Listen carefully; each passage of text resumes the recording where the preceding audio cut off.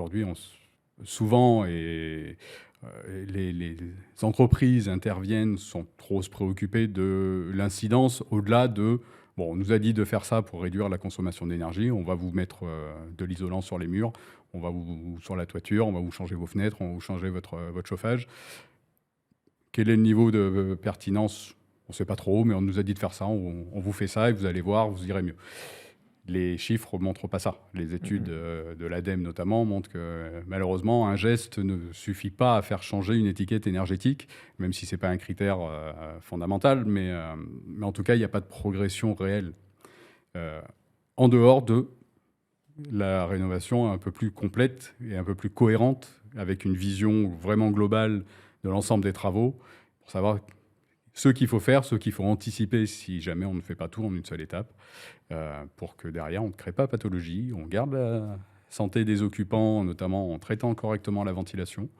On va faire en sorte que les travaux qu'on fait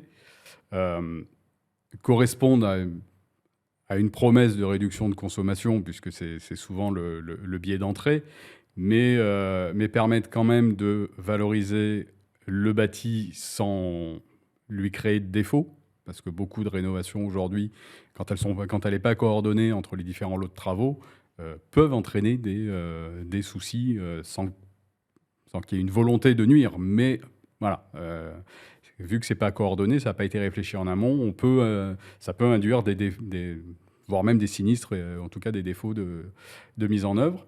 Donc l'idée pour nous, c'était vraiment de s'assurer que ces travaux-là, que quand on isolait les murs ou quand on isolait les fenêtres, on n'allait pas l'un par rapport à l'autre créer une pathologie. Donc faire attention au bâti, faire attention à la santé des occupants. Problème de ventilation, problème d'humidité ou tout simplement performance énergétique décevante.